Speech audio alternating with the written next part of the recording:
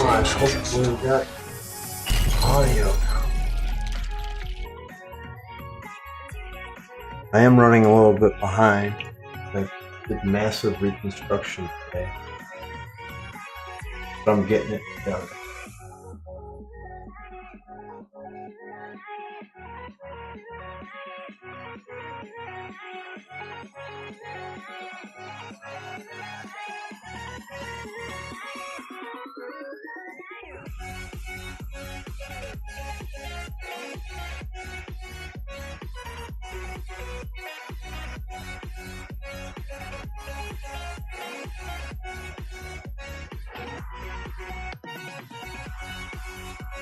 Better late than never.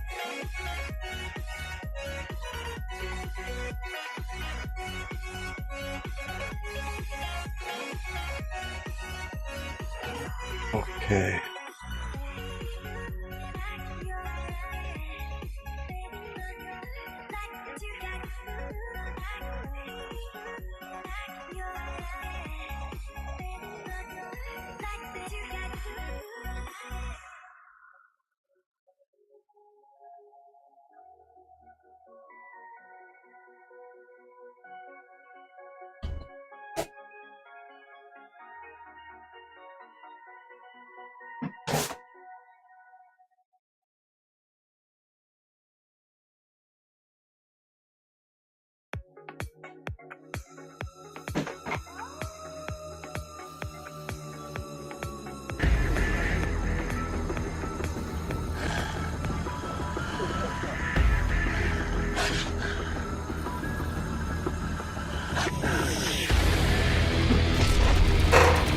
Even a beast things can stop me.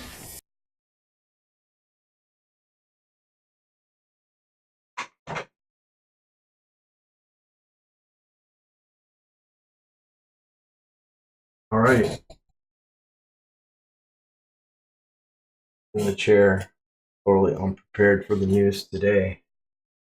I was working on my stream setup.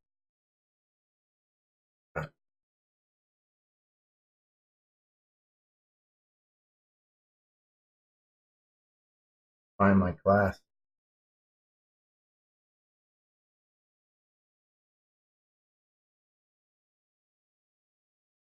Minute.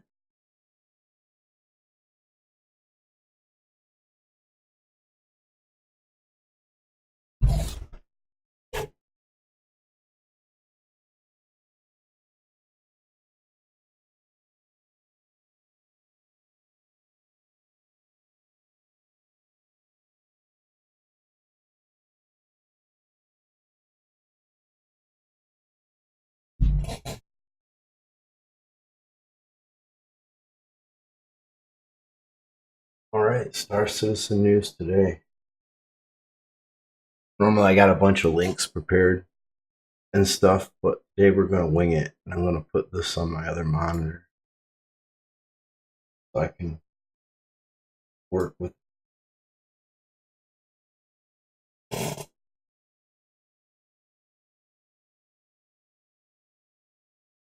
So I'm doing my audio all different. Everything's all different.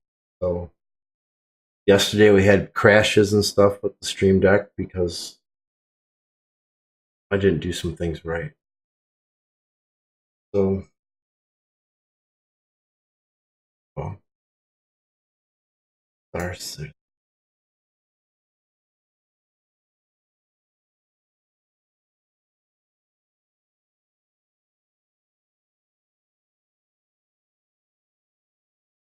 No,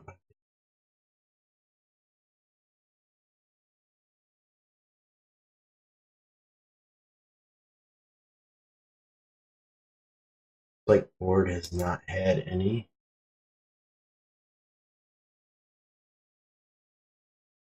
Citizen Gamer hasn't.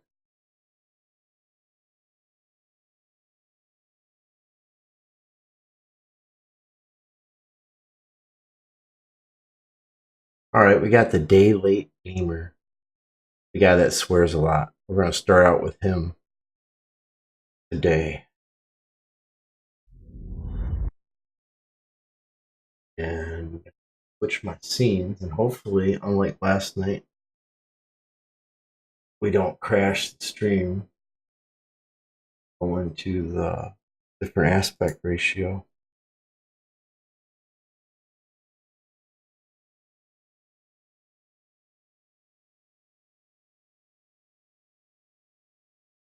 And hopefully that didn't crash nothing. All right. Things are working. So this is the Day Late Gamer, and he's got a video for us.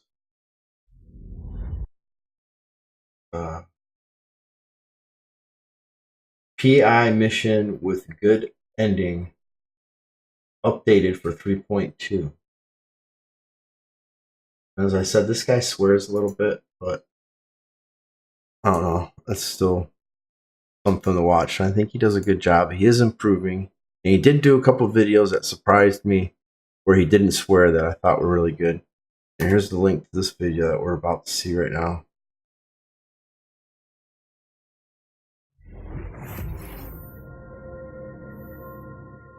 Let me know about the volume levels.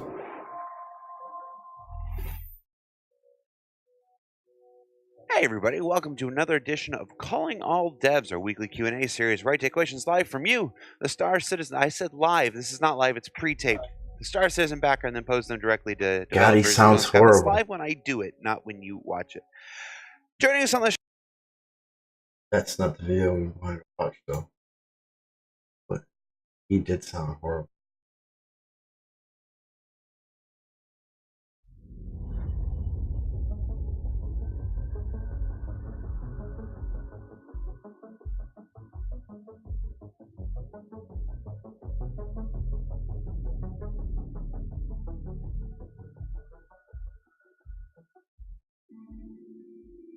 Ladies and gentlemen, boys and girls, citizens of all ages, welcome back to another edition Star Citizen 3.2 Live. So, keeping in with the mission format videos that I've kind of been doing, or at least following suit with the previous Miles Eckhart video, I wanted to show everybody the quote new quote updated PI mission in 3.2.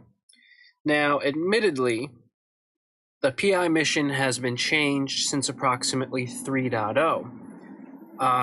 In talking with citizens and people who have partaken in the PI mission, it seems that a good portion of the mission is actually left out upon most people's initial completion. So generally, you open up your mobiGlas, you go to personal, and under, if I recall correctly, investigation, there is PI wanted. So the backstory is there's a woman looking to hire a private investigator to look into the accident that her husband is supposedly responsible for. She tasks you with going to the now destroyed Kovalex Gundo station, which is the Kovalex, station that we're at. Basically, what that entails is exploring Gundo Kovalex, trying to pick up clues, and trying to decide or decipher, was he responsible and drunk and caused the accident, or were there other forces at work? After entering the damaged and disheveled station, you want to first run over to this terminal here. You're going to get one of your first pieces of evidence, and you want to try to not bump into shit like I'm doing here. One thing, be on your guard upon entering Kovalex, especially if there's another ship outside. Luckily with this one, I didn't get griefed, but that's kind of the reason why you see me taking it a little bit slower than possibly normal. After which, as you saw, go up the elevator shaft to this, I guess you call it second floor, and we want to go over to, this is me just checking for enemies, the very first hab unit at the end of the hall, where we will find our second piece of evidence. Now, going down this hallway, you can be jumped, but if you look on the door to the left, right as I come out here, that yellow thing on the right, that usually, there we go, has data on it. Now, sometimes it won't. I don't think it's a huge issue if you don't have that data on there, but it's just further pieces to argue the point. I don't take the time to go through and read them here. After you acquire them, you can, and some of the stuff kind of hard to decipher, but others are actually pieces of information you can read and understand. So from there we go to the elevator, and we're going to want to go down a floor. Now, upon entering the bottom portion of the floor, you're going to see a couple of more terminals that you can activate and get information from. This one in particular is going to give you another text journal entry. If I'll stop phasing through the counters there.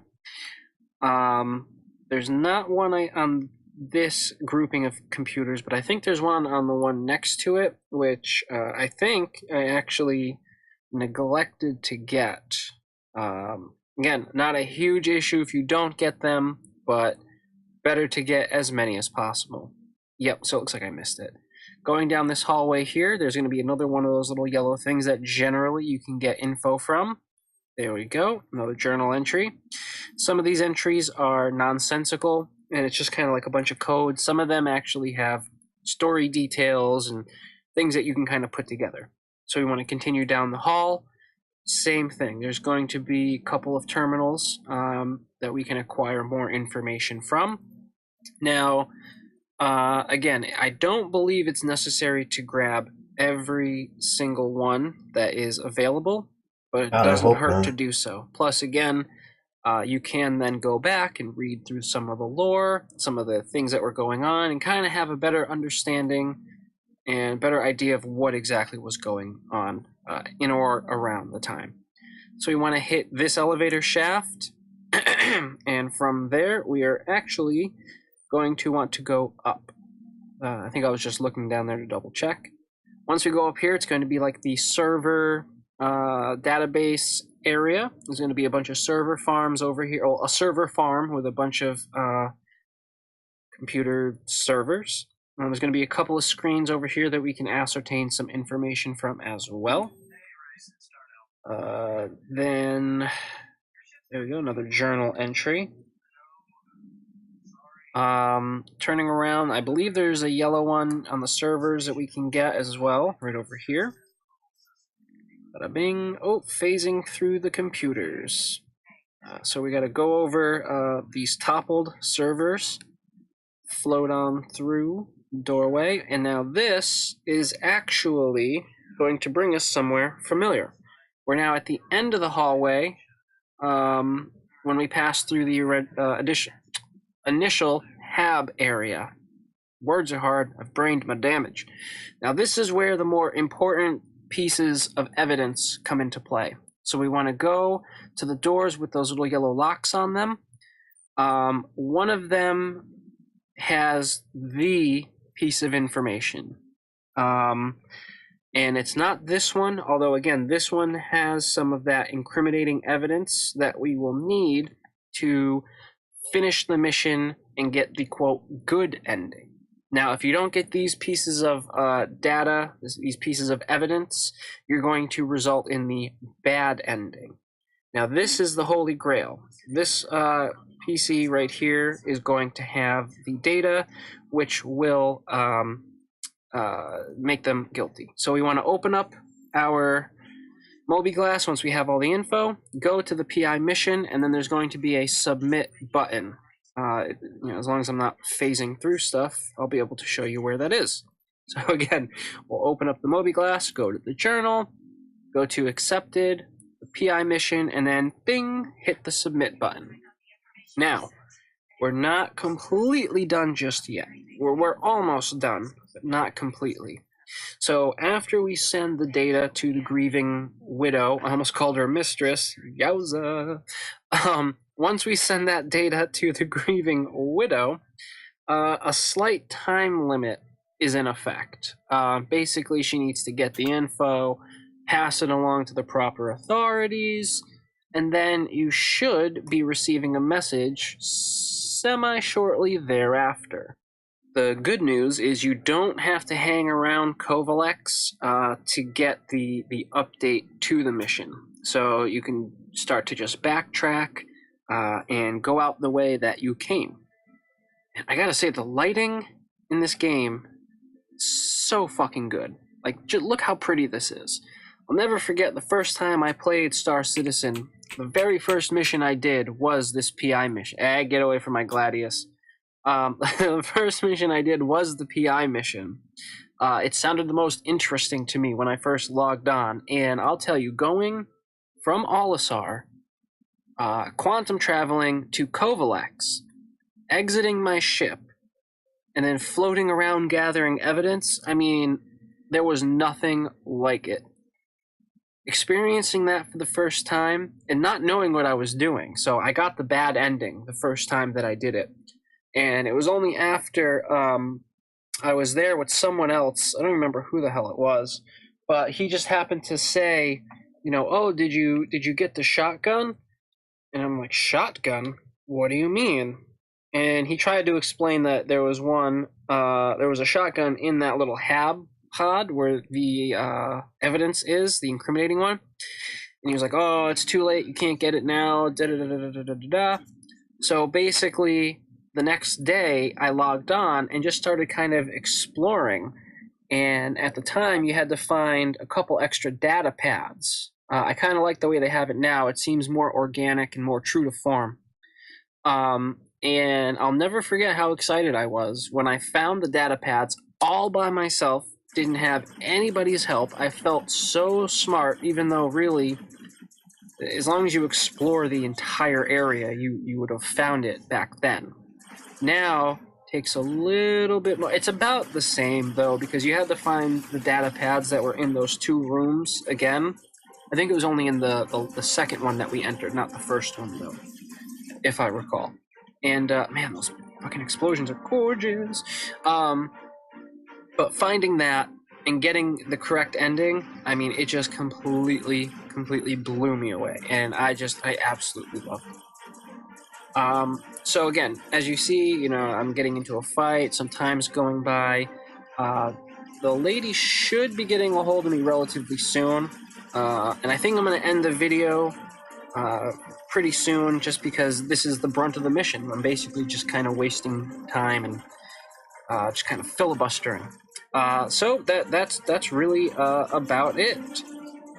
Thank you very much for watching. If you liked this video, this kind of mission tutorial type video, please leave a like, as that lets me know you enjoyed this type of content. I hate using that word content. I feel dirty. But yeah, so I'm gonna leave the video here. Thank you very much for watching. All you beautiful bastards out there, you have yourselves a wonderful day, morning, evening, whenever, wherever you just so happen to be. This has been Will, Private Eye, Gumshoe, person, mission issue solver extraordinaire, signing off. Love, peace, chicken grease. Huh. Well, that didn't exactly go to plan now, did it?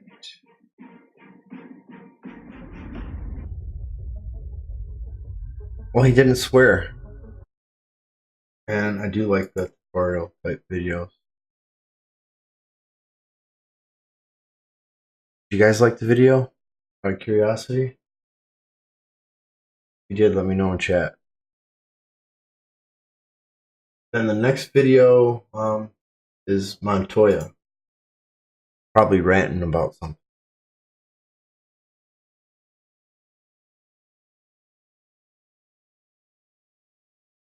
I can tell by his hands up on his face.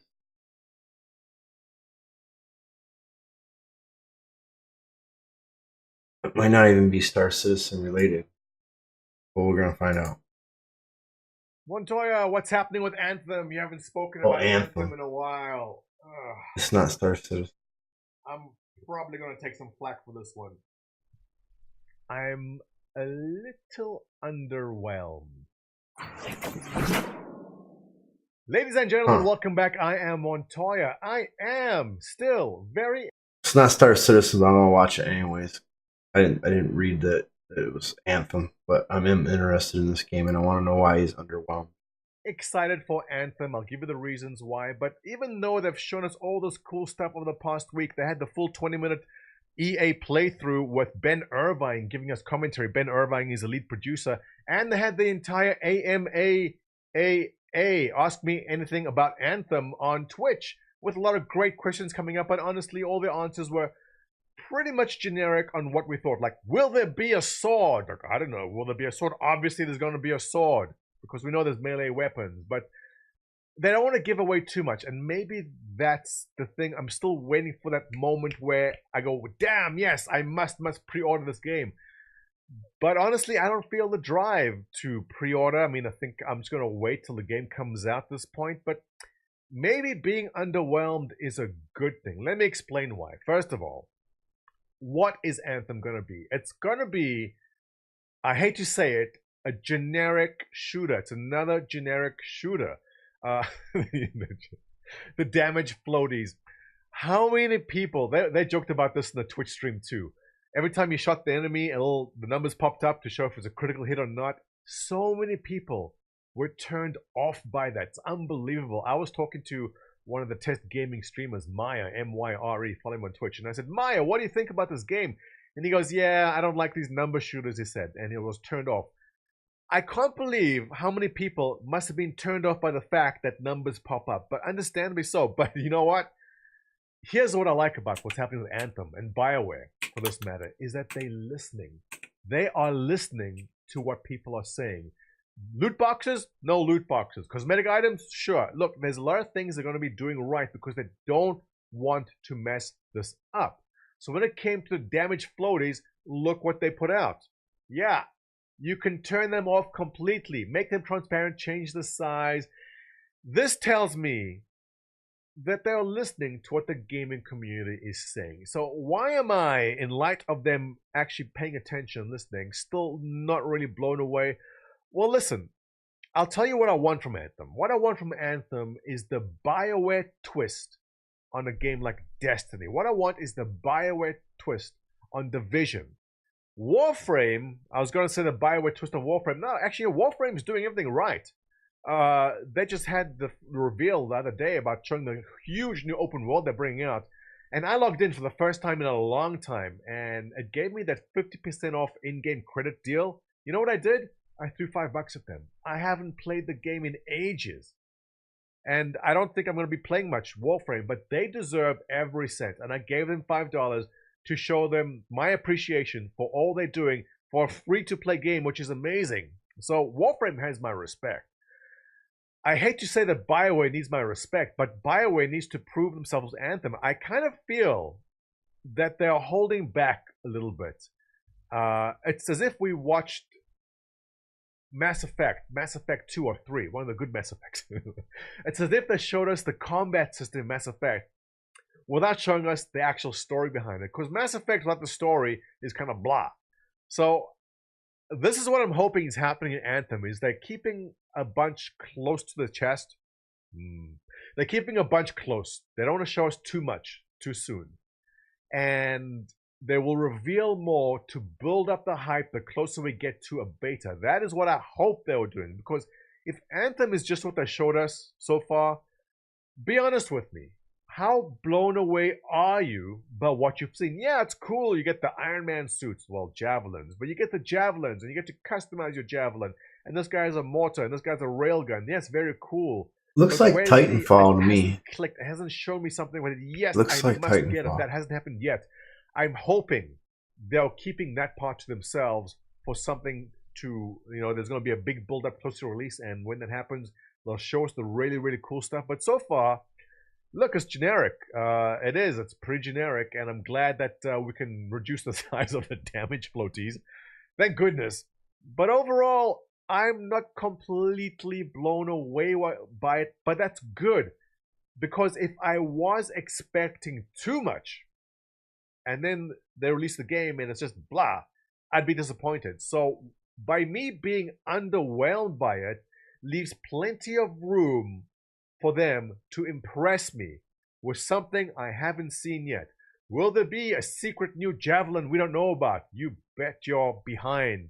There will be. Will there be some amazing story twist in there? There better be. It's BioWare, there better be.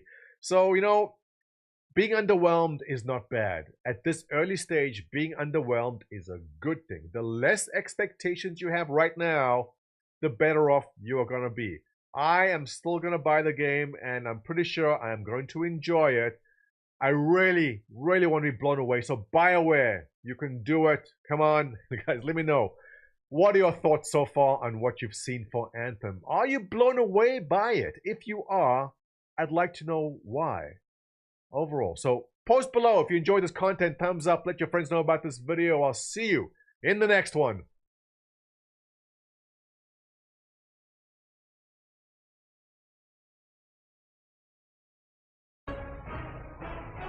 See you in the next one. Alright, now we got Tactical Advance did the Anvil Hurricane.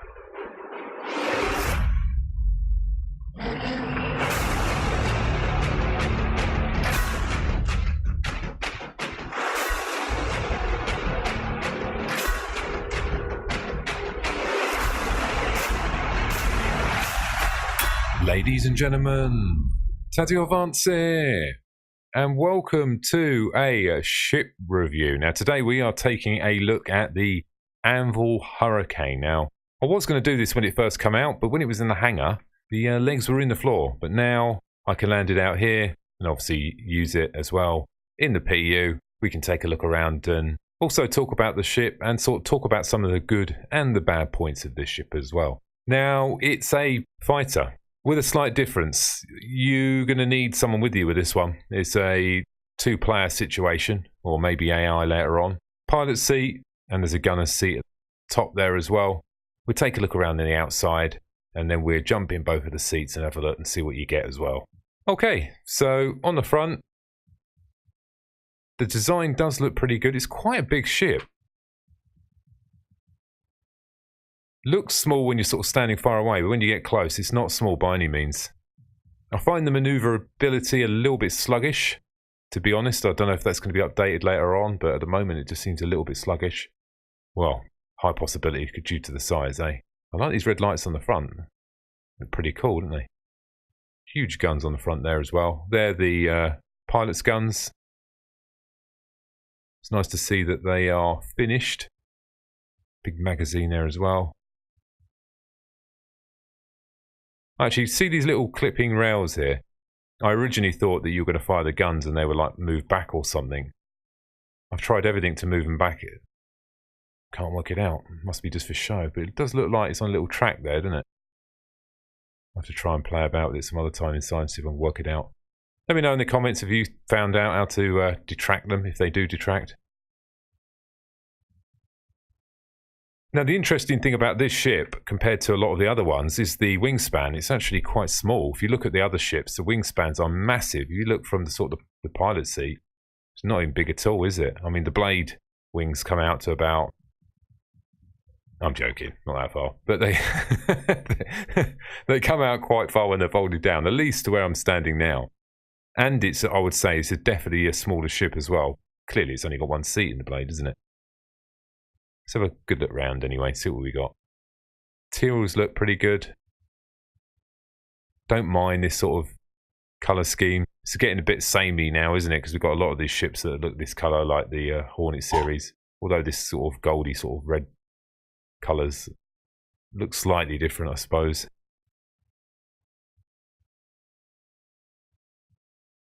A couple of missiles there look like they're clipping a little bit, don't they, on the rail? Sort of look too big for the slot there, don't they? This weird design here, this curly thing. Not sure how this is going to perform in atmosphere. You would have thought it would have been alright actually, because it does.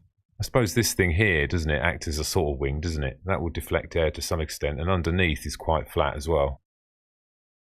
Manoeuvrability in atmosphere won't be great, but I suppose it'll fly fast, wouldn't it? Flashing lights there.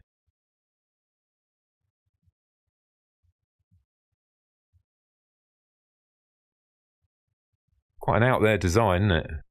Huge engines on the back. This fuel port up there. Massive. Well, these are actually quite small now. I was going to say massive landing legs, but look at that. It's tiny actually. Look compared to my foot. It's quite small, isn't it?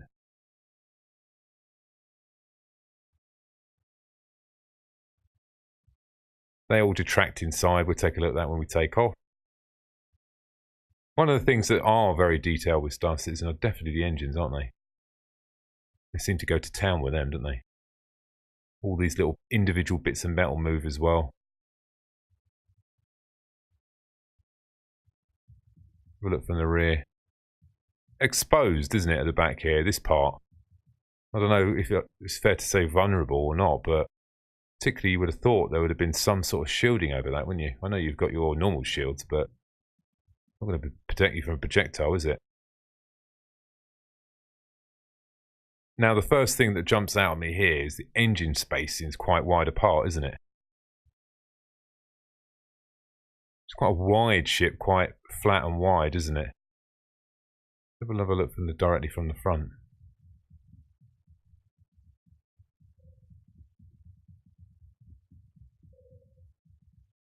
This would be a brilliant ship if you take it out with one of your mates. Okay, let's get in the seat. Did take me a minute to work out how to get in. Originally I was hovering around here, but the doors are actually underneath here. Really? There's your seat. Hey, prisoner, how you doing, buddy? Probably just enough room to get in there.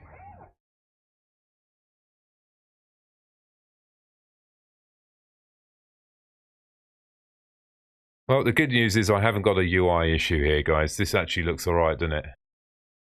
Out of all the UIs, that actually, look, the center pip's in a good spot, look, for aiming. It's fine. These have been placed properly, haven't they? These are fitted to the ship, these ones. Because they're actually even angled to fit in. I like the ship. Better, don't they? I think it's really good.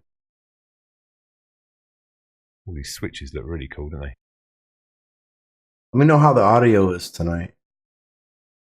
We're gonna do gameplay after videos. We got what is it? Calling all devs to do. What's the viewing angles like? Let's have a look. Doing the news for our forward view's good. You do have these here, but this is quite traditional, I would say, of a Anvil ship. I suppose keep in mind there might be something around here as well, mightn't there, once you're in space. Wow, really go far there, can't you? All in all, I think that's actually pretty good, isn't it? I think Thanks, we're all agree on prisoner. that. Appreciate This it. looks really nice. I still think they need to change these HUDs a bit. Oh, these are great, right? We all like these.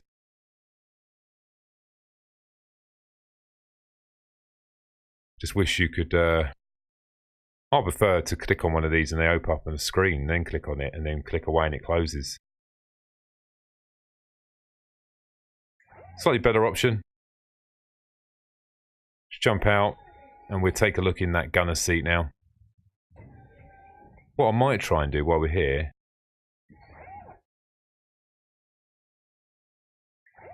is just open the exterior. Oh, I was hoping the seat was going to come down and we can have a look at that. Clearly not. So let's work our way back here. See if we can do the same here. Slightly different door, this one, isn't it?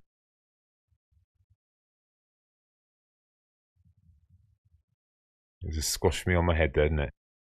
What I was looking at there, there's actually a ladder there, isn't there? This is where your mate's going to be. These guns are going to be devastating, right? You're firing 4 at the same time here. Shame there's no recoil. Guns are huge, aren't they? If you compare them guns to the size of the size of the ship, sorry, they are absolutely massive.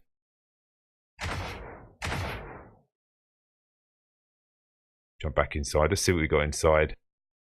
So, displays all in a really good spot. This is quite strange, isn't it? But the displays being very left to right. I actually like that. I sort of prefer that. They could put the displays over here, some of them, couldn't they? They don't have to be here, do they, in the centre with the ships? There's always a lot of wasted space in the ships here, isn't there? If they could put the displays there, something like this, this would make quite a good cockpit if this weren't here, wouldn't it?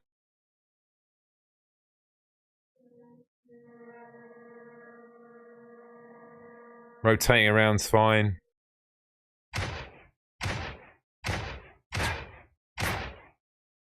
Shoot quite low as well.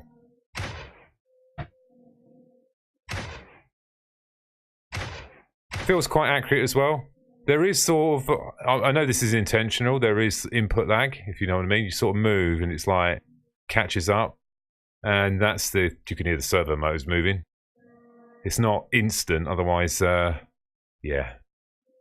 Up feels nice, going that way.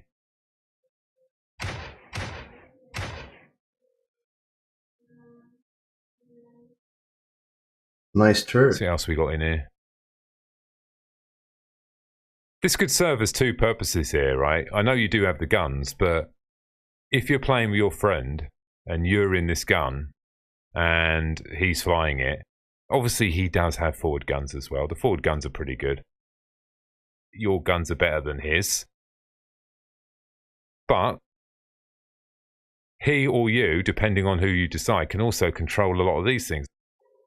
Where the shields are, power, what weapons are online, shield manipulation, depending on your current status. You might want to move all the shields to the rear. Has your mate got an ejector seat? It does look like a handle there. I'm not going to click it. You check. Like it. Is this power off? Alright, okay. So I wonder if let's put the power on. It actually powers off and centers at the same time.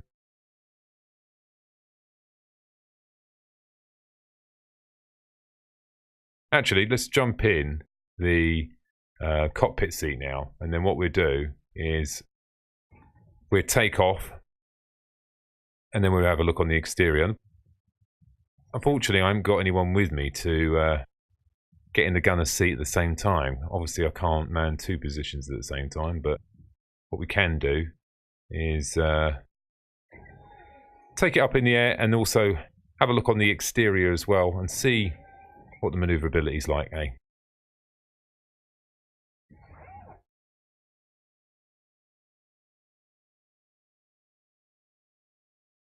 Engines online. It is a bit weird, like the engines did look like they were online, but let's just stop here a minute, have a quick look on the outside. A little bit more light here as well.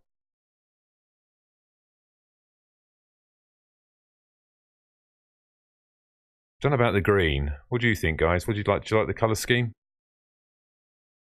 But you can see the size of them guns now, can't you? They are just ridiculously big.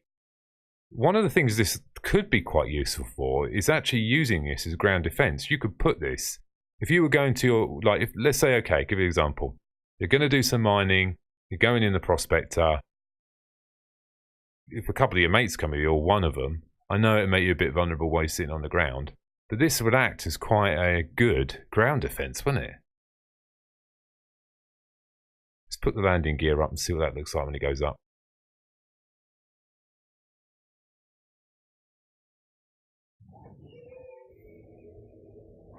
God, them rear landing legs are fold up. I'm not sure where they went, eh? Let's try that again. Come out a weird angle there, didn't they?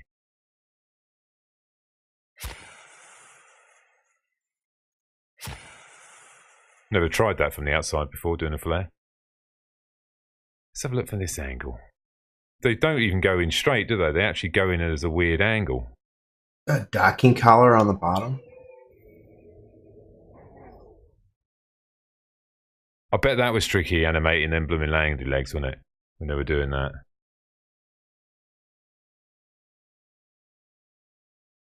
Looks weird as well. If you look from that side, it looks really flat, doesn't it? It's a really odd looking ship. Like there's no curvature to the top. It's almost like the thickness at the front and the thickness at the rear are almost the same, aren't they? There's no, stereotypical spaceship here where it goes from very pointed to, a peak, if you know what I mean. Almost like a traffic cone sort of shape. This one's very sort of one size throughout, which makes it look a bit odd.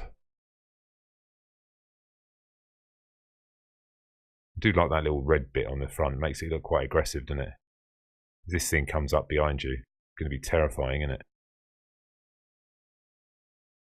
So let's have a quick fly around.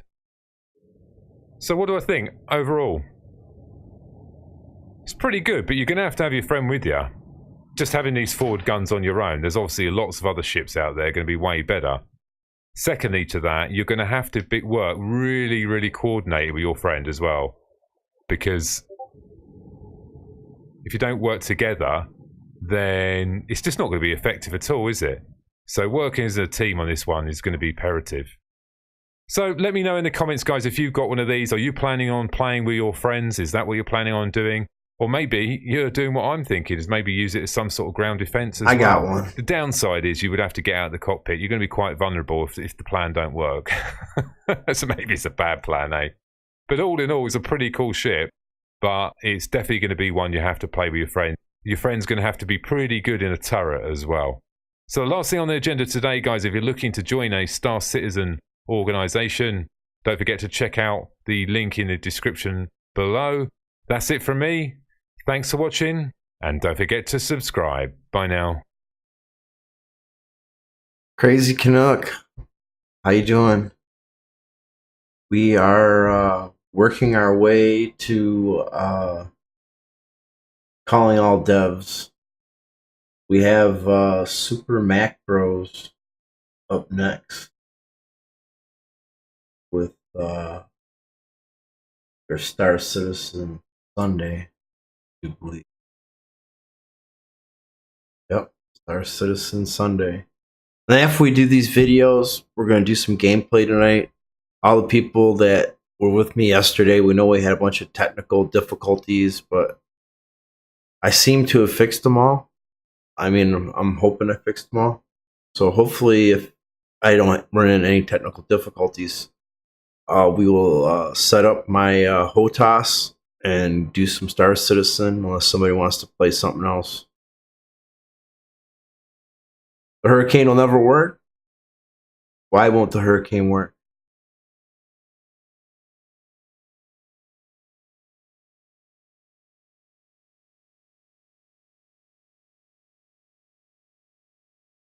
Why won't the Hurricane work? Because it's a glass cannon? Just means you got to put other ships pretty much in front of it. Or put long distance weapons on it, I think. Well, anyways, here's Super Mac Brothers.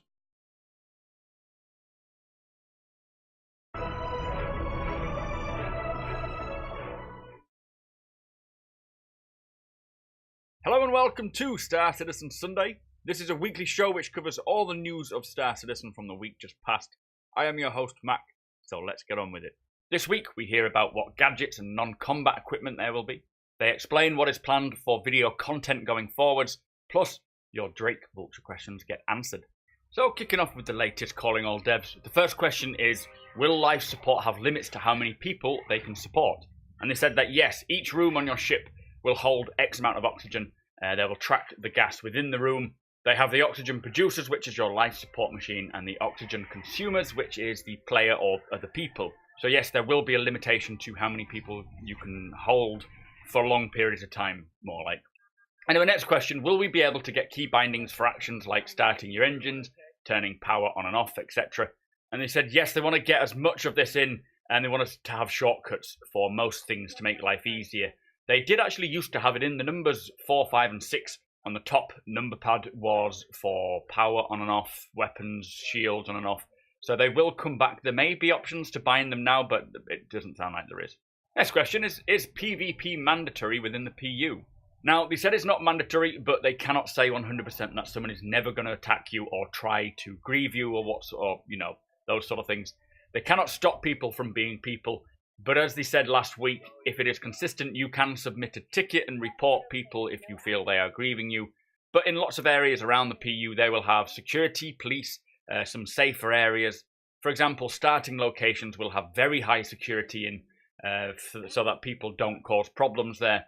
And they want to encourage the people who generally would to go further afield to get better rewards than being around the core early starter point planets. Now, there's always going to be a chance that someone will just attack you, but CIG will have systems and methods in place to discourage it in certain areas, but they don't want all areas to be safe. If you don't want to be attacked, remain within lawful space, go along the trade lanes, never travel beyond those sort of points, and don't go to the frontier, basically. But they've got to find a balance because they still need to have that PvP element, and they want people to have the option to. Now, final question, what non-combat equipment have they got planned? So they mentioned the Pyro Multi-Tool, which was previously the Greycat Paw, or the personal arc welder. This will have several different attachments, like a cutting attachment, as we've seen on Squadron 42's demo. There'll be a welding attachment, kind of like a repair and salvage attachment, so you can stick a repair canister to it and just repair maybe part of your wing superficially, not 100% back to best condition, just enough so that you can fly it back to maybe a garage or somewhere like a Cryastro. They are currently working on a tractor beam as well. It's only a small tractor beam, so able to push and pull small things, maybe draw lighter objects towards you, but you won't be able to just grip hold of a ship before it goes into quantum travel and surf it through. They are looking at other gadgets which we saw way back in the day when Ilphonic were working on the Star Marine demo and the animations for players. Things like the hologram decoy, the deployable shields, maybe some mines with different types of damage like we have for grenades, so maybe like an EMP mine. They want to have different stims potentially, where if you take it, it may allow you to run faster or perform things faster. Not likely going to be legal, but there will be different variations of this. They want remote turrets as well. They are looking into a lot, and more will obviously come later through development, but they want to make sure that they fit within the game and that they will work well. So none of them are really set in stone just yet, apart from the Pyro tool. I'm pretty sure we're getting that one. Anyway, that was Calling All Devs, guys. Let's move on. So as many of you may have noticed, Around the Verse this week was under 5 minutes long. They said that they are reshuffling content a little bit like what we saw with ATV. Chris Roberts said last week in RTV that things will be changing. They're now getting separate shows. ATV is now kind of a news show with the project update. Shipshape will become its own thing. Behind the scenes stuff will become their own shows as well. It's kind of the same stuff, but a little more digestible. Very good for playlists, definitely on YouTube. But RTV is changing a little bit too. They can't follow up on ATV from the day before because it's changed. So this will change from time to time. It'll be interviews or happy hours like what we had this week. Some days may just be playing the game and Hey, chatting, VK and Vigor. and some others may be Nice to shows see you like here. what we saw where they created the Vandal dog or the sort of spider bug, which I really enjoyed them. There will not be 5 shows a week like it used to be. I think it's going to stick around more 4 per week, but doesn't mean it's a bad thing. Anyway, ATV. The project update, they said they're making improvements to 3.2 along the way, but focus is definitely now on 3.3.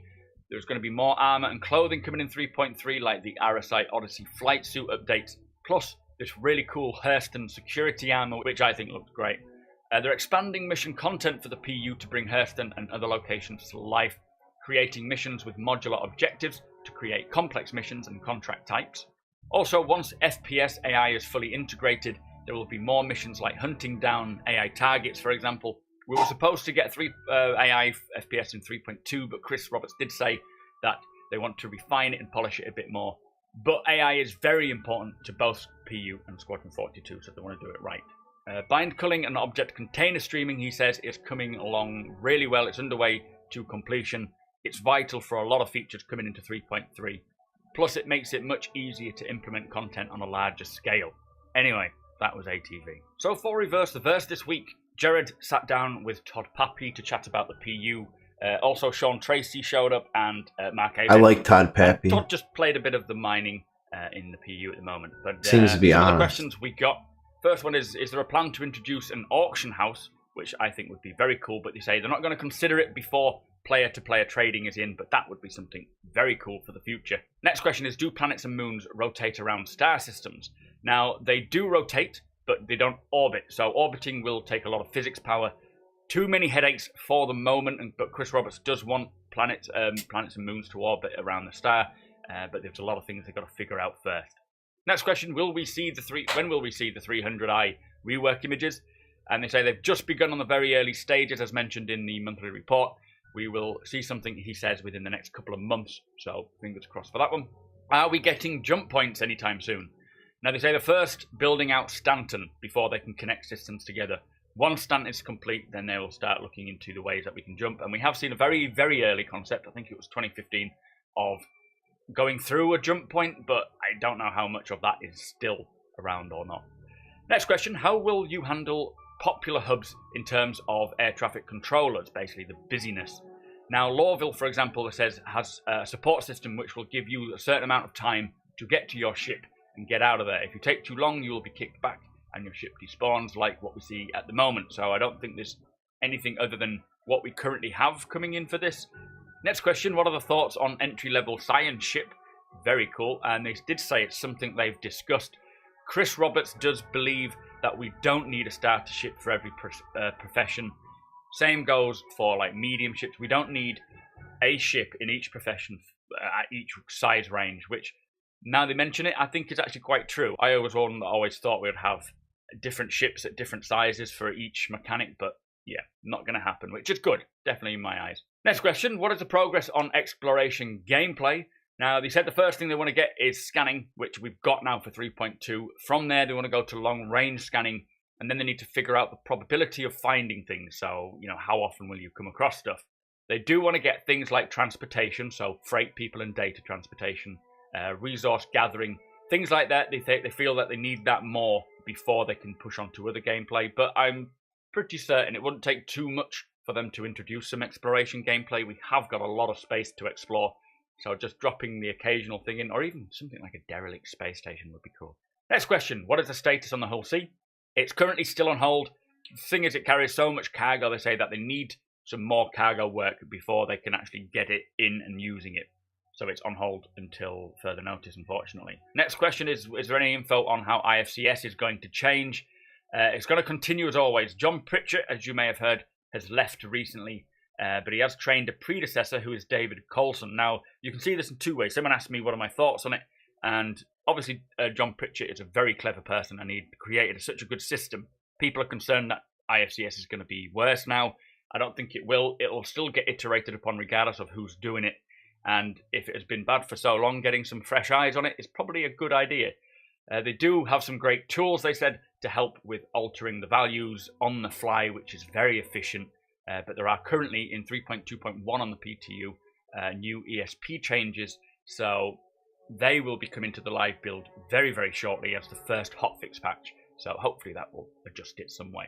Anyway, next question is to do with FOIP or Face over IP. If you don't know, you'll be able to use your webcam to control your facial expression. So when you're talking in real life, it'll transport that across into the game. Now, this is obviously linked to VoIP, which is your voice over IP. Basically, they've synced the face and the voice together. So the group system needs to work for VoIP stuff, and then FOIP is pretty much complete because it is a third party creating it. But they do need to get the grouping system stuff done first, which the majority is in 3.2. There's still a little tweak. That was part of the lawsuit, by the way, was the VoIP. They handed over some of the Crytek code that company didn't pay for. And that company used the Crytek code to make the VoIP. So that was part of the lawsuit thing. Was they gave information they shouldn't have to a third party. Here and there, but I think 3.3 is when we're supposed to get FOIP and VoIP. There's actually received a new Faceware build, who are the people creating the FOIP. This solves a lot of the calibration issues. New system auto-calibrates to your face rather than you having to do it manually. This was the largest quality issue that CIG felt they had, so that's now gone. But FOIP does have its own head tracking.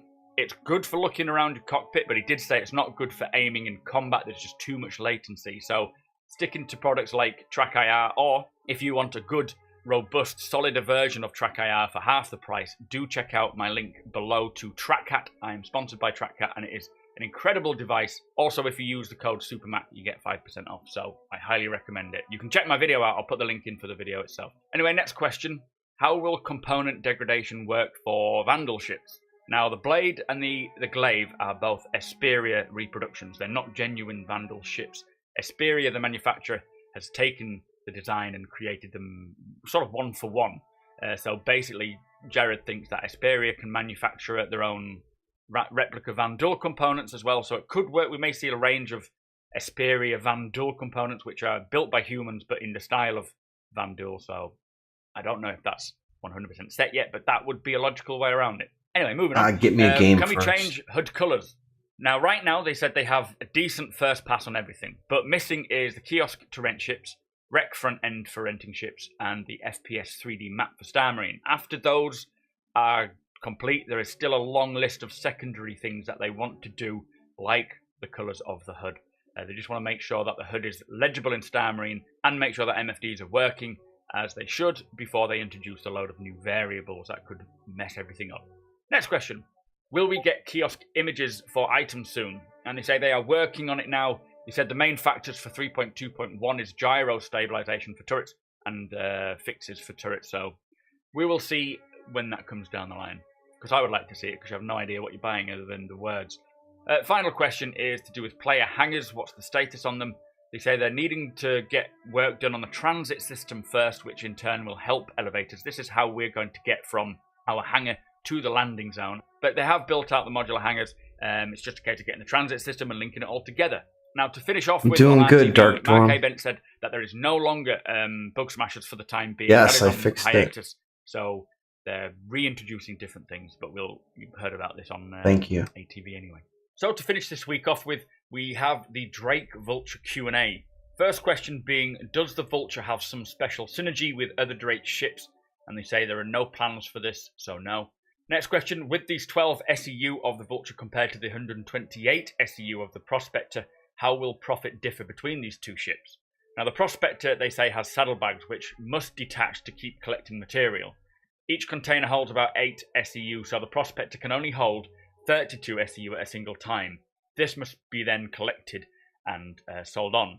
Now they didn't really answer the question, but they have said in later questions of similar ilk, they will balance it more as both get into the game, and the economy and pay per minute alters. Also, in-game pricing will differ, so there's a lot of balancing coming in. And they did say that they if they feel the need to, they can increase the size of the 12 SEU to more or less, whatever is needed. So there's too much balancing to really nail down exactly how it's going to work. But they say it will be a worthy job, and it won't be, the Prospector won't be way better than the Vulture and vice versa. So there's a lot of balancing yet for that one. Next question, will the Vulture have better scanning features to find wrecks, etc.? And yes, all the ships will obviously have scanning ability, but of course the some will have enhanced scanners specifically to suit its role, like the Vulture. Is the 12 SEU including the space for storing cubes of salvage, or is there a separate hold for this? Now, they say that the 12 SEU is for both cubes and scavenged items. You can place items outside of the cargo grids, like, for example, inside your habitation pod. But A, they will not be secure and risk getting damaged, and B, kiosks won't recognize the items as saleable.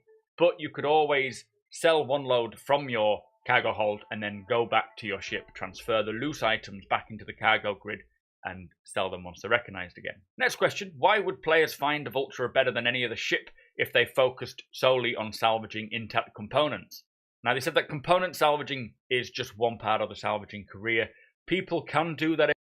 I don't know. I mean, if you got a reclaimer and you got, let's say, 3 buddies, you can have a person work the drones, so, and you could do like more than one ship at a time. So you could be like, have like 8 drones out there ripping components off.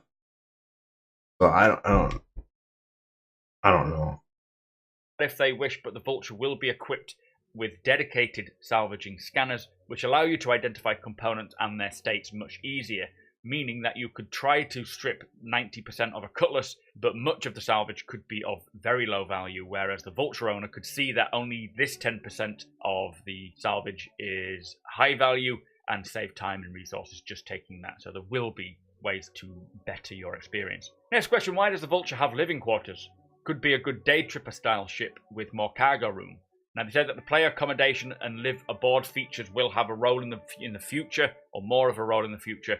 They decided that every entry-level ship should have some basic features to support solo play in spending long amounts of time away from base, rather than requiring the day tripper style planning.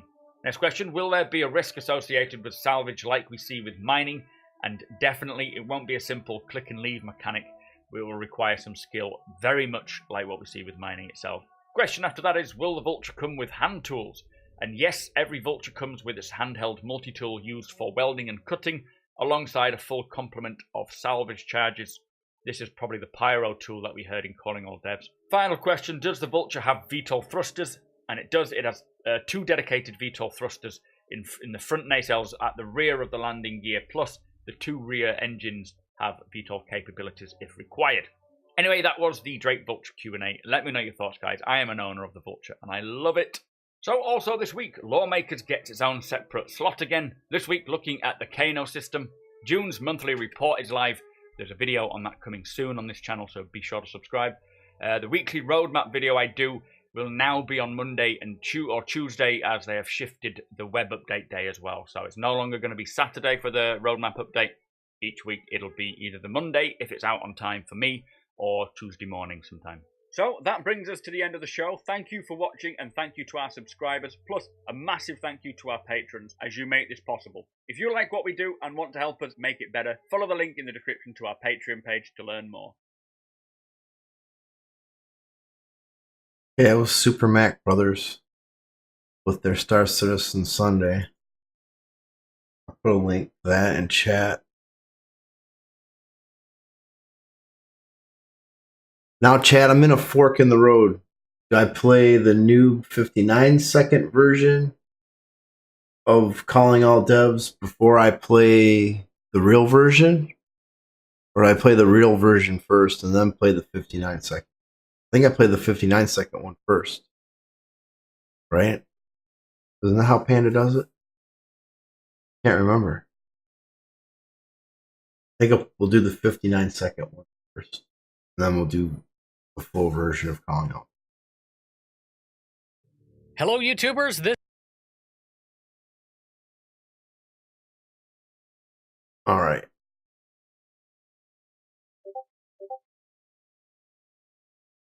Here we go. Calling All Devs is a Monday feature where your questions are answered by the developer most qualified to take it. Here's what you need to know in 59 seconds. Systems 2.0 depends on the implementation of power, wear, and pipes. it's a much larger chunk of work than it sounds. Quantum linking has a deliberate delay between ships. Small ships will jump sooner than large ones when linked, just like you remember from Star Wars. This jump variation will depend on grade, condition, type, and size. The developer said it's very difficult to have an AC mode that fully replicates the PU. A more hardcore competitive PvP system is possible, but there are questions about whether or not it should be pursued. It seems like what we have now might be the standard for the very near future. We need to remember that AC is the stepping stone for the PU. Arena Commander will get some love in the future, but it's not currently the focus of the dev team. With 3.3, there's going to be harder missions that might need stronger gear, such as the Hammerhead. This hard mission would be very well suited for a Hammerhead. However, 5 players and 5 Hornets would be welcome to try. This is how the mission balance is intended to operate in the future. There you go, fly safe, and I'll see you in the verse.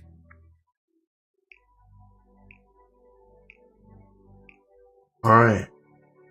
Now, let's see the whole version.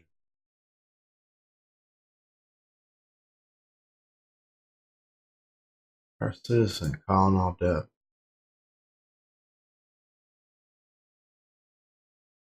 And away we go.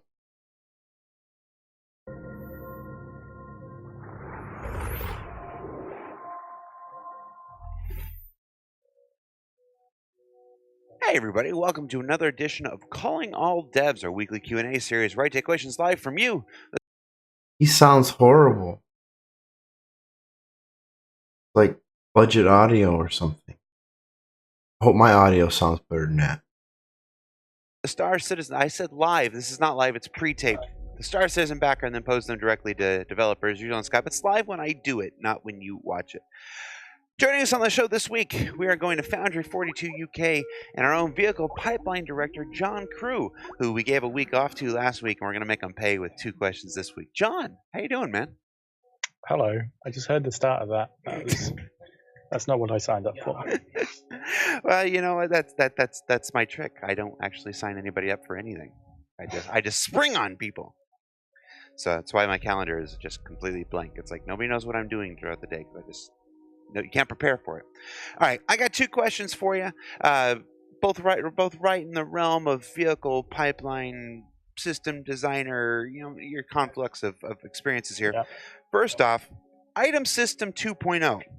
Item System 2.0 has been worked on for some time. After 3.2's power systems, what else is there to do to complete the full implementation of Item System 2.0? So it's a bit of a sort of loose question, that because Item 2.0 isn't one thing. It's many things, and it's a way of working. So essentially, any new features that we add, just extend that. So probably a better question or answer would be what's left of Item 1.0 to be converted to Item 2.0. Right. Or what announced things for Item 2.0 is still in the pipeline. So in terms of what's left from 1.0, thrusters, they're the big thing left that are being worked on at the moment. And then we have things like countermeasures and missiles. 3.2 actually had some of the next big changes, like all the weapons were changed over to Item 2.0. So that was a big sort of colossal amount of work to get that over. And yes, we started doing the power stuff. So that was the start of there. The power work also included heat work, which is less obvious than the power side, but it is there. And that in turn starts working on the degradation and the wear, which is in-game and working already. And the next steps are the negative effects of degradation. So items misfiring and causing calamity when you stress them out too much. So that's what we're working on at the moment. It's a video game. Do we really need to work on degradation at the moment? I'd rather just have them put everything in the game and worry about that later. Like, make my gun crappier later. Just give me the gun now. I don't know how you guys feel about it, but yeah. So when that's done, you're going to have a much more complete feature set for ship items, and that would probably be a good state to say the item 2.0 for ship items is done. But like I said, everything uses it, so it's always ongoing. Yep. And you made a good point. It's item 2.0 is, like I said, it's a collection of features. There may be something down the line like, okay, we need to add this because of this gameplay, whatever, that gets rolled into that. But for what's left of 1.0, it's just thrusters. What else? What did I miss? Thrusters, missiles, and countermeasures, and there's a few like one-off used things kicking around. But the vast bulk of things have been converted over now with 3.2. Awesome. All right, your next question is kind of an extension of that, I suppose. Quantum travel. Backers have noticed that different ships quantum travel at different speeds. Now, of course, we all expect their sub-light, their regular in-flight speed to be different. But backers have noticed that quantum travel is different. Why is that, and what determines the speed between which ships? Like, why do some ships go faster than others? So the speeds and accelerations are all controlled by the size of the quantum drive item that's on the ship. So a size 1 drive in a ship behaves differently to a size 2 item. And we did that to sort of make the ships work together. If everything moves at the same time, then it's sort of everything comes out in one instantaneous blob of stuff, whereas you don't get that nice as everything comes in waves. Because we have the linking and group system now, it's all putting you together in a group, but it's sort of, you don't get as much impact when everyone's out at the same time, you all look around at the same time, you're all there, versus like the traditional sci-fi. Yes, I don't know how to say that. Although segregation becomes important for the economy. I believe it does, but let's have an economy and then they can add it later.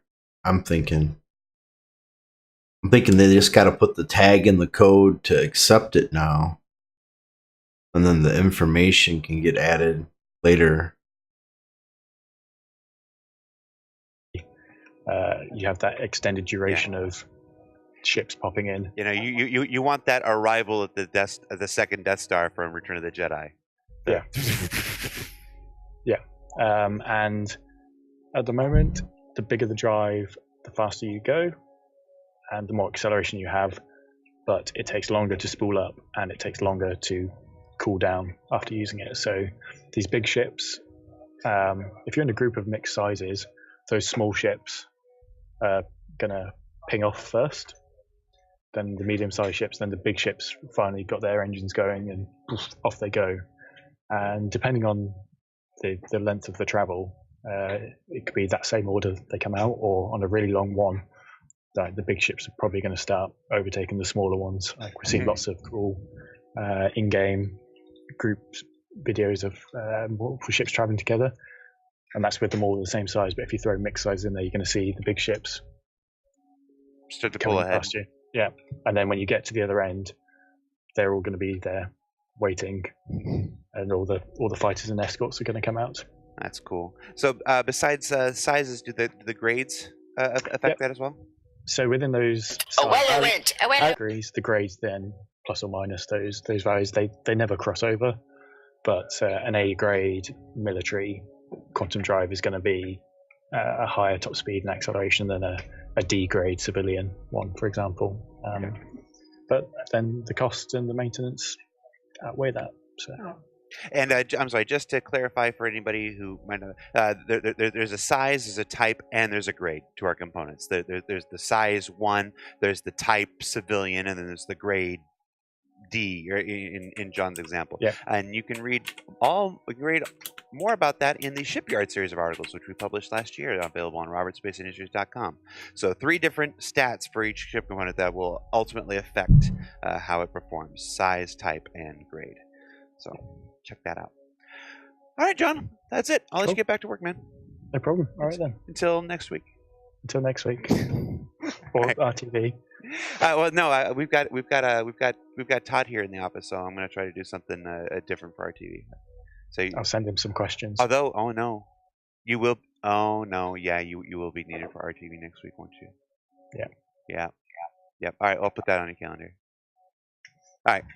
Bye. Bye. All right, thanks so much, John. Now we're moving just a couple desks down, maybe a floor down. I don't know. They're constantly rearranging in that office. To Luke Presley, live designer for Star Citizen: The Persistent Universe out of Foundry 42 UK. Luke, how you doing, man? Hi, Jared. Doing well. Yep. I got two questions for you. We had two for John. We had two for you. It's a show of twofers here. Some interesting ones, I think. One. Well, one of those we talked about last week. Yeah.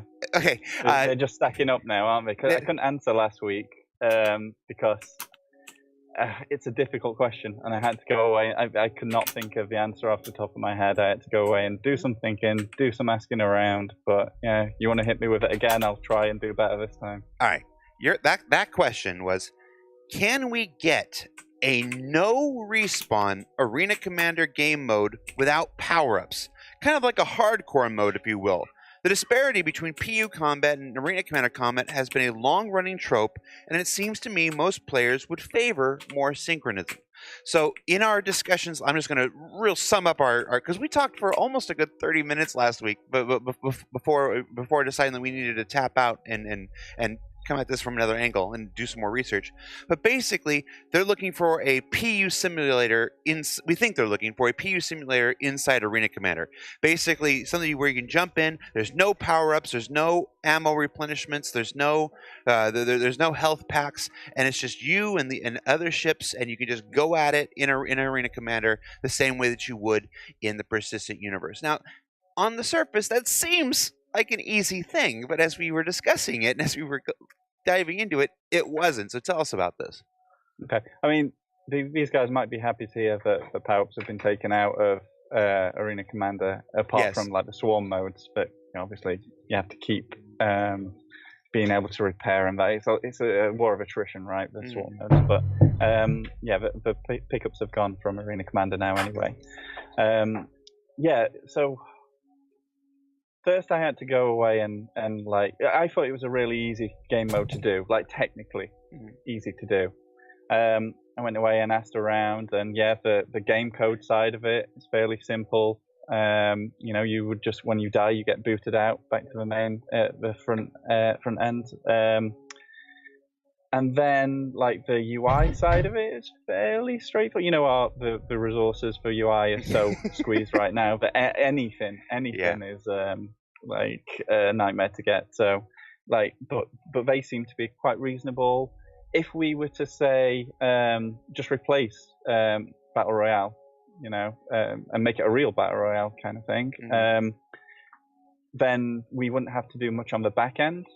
Because the game mode, a game mode exists in that place, so it shouldn't be too difficult. And I get but the complexity then came like, okay, we might be able to do this quite quickly and easily, but should we? Like, does the game mode make sense at the point in the game, like development we're at? When the numbers of people playing AC right now are quite low, and can fall off quite considerably towards the we have the release and the kind of taper off. Now, if you imagine that you're looking for a fair amount of players to go into these game modes to fight against each other, and then the moment you're dead, you'd want to get into another game quite quickly, and that also be full of players. That's quite difficult to do, like right now, like with the numbers that might be playing it. Like if we just take the numbers that are playing Battle Royale right now, that would mean you'd be waiting for quite some time for maybe those people who are just playing that game mode, that game you were in, to come out of it. Also, the maps aren't very big, and they're without pickups that everyone goes in. Like take PUBG for instance. The reason that can last for 20 minutes, even people who die quickly might get 5 minutes out of it, is because there's a big map, they all drop in, and they collect. Like part of it is coming from like a very balanced, like a player that has nothing apart from his fists, Like, and who can collect the best, like this element of luck, but also skill and where you land. In our game, you come in fully loaded with things that aren't balanced. Like, you know, like some of the ships are obviously better dogfighters than others.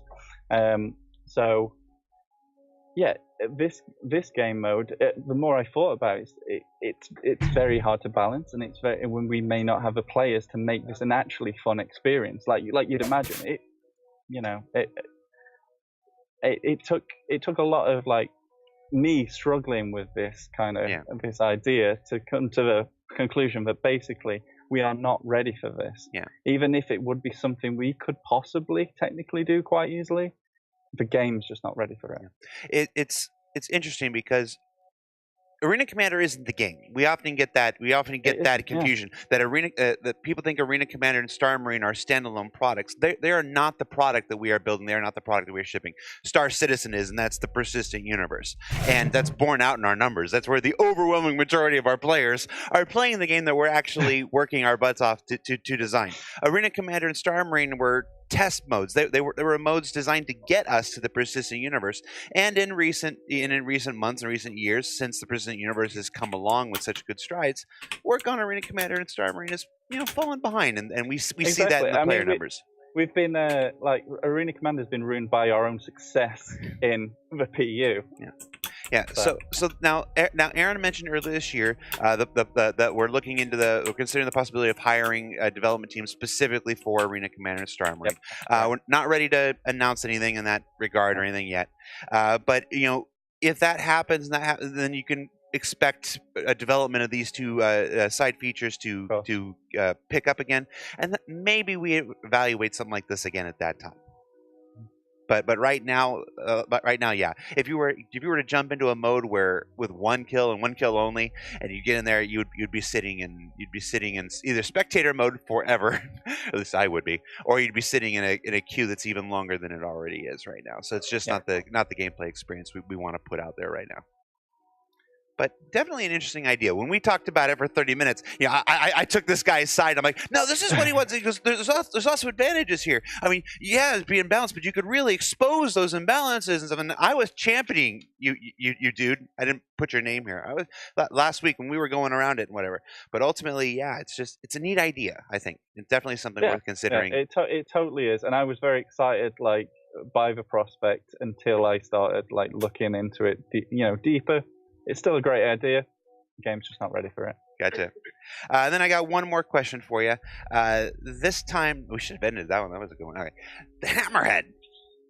With the Hammerhead release nearing pegged for 3.3, how do you plan to adapt the mission board so that missions, particularly combat-oriented ones, can scale in difficulty with ship sizes and capability? Are we going to allow some meaningful gameplay for these larger ships? Okay. So balance scaling, difficulty scaling, like in that, like, I accept this mission and I turn up in a Hammerhead and suddenly we've decided to spawn you bigger enemies, more enemies, whatever.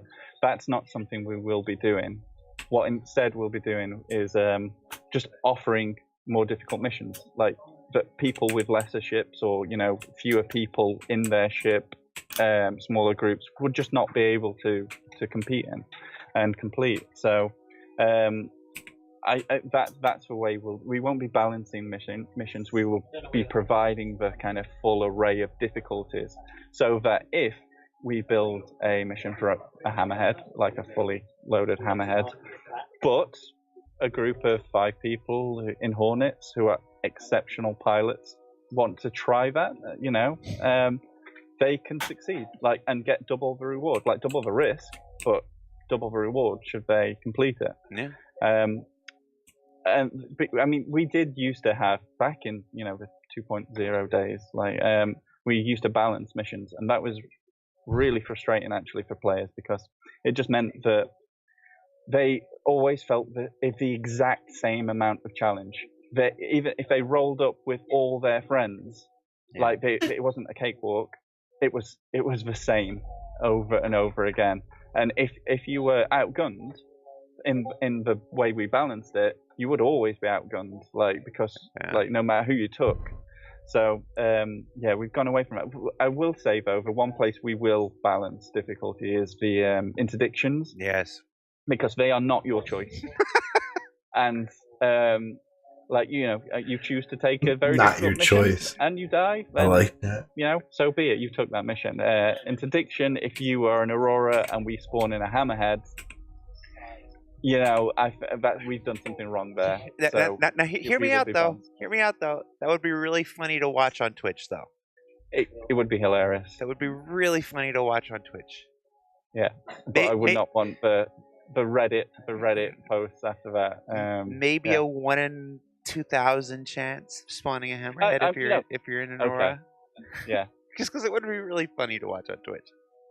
If death wasn't such a big deal in this game, that'd be hilarious. But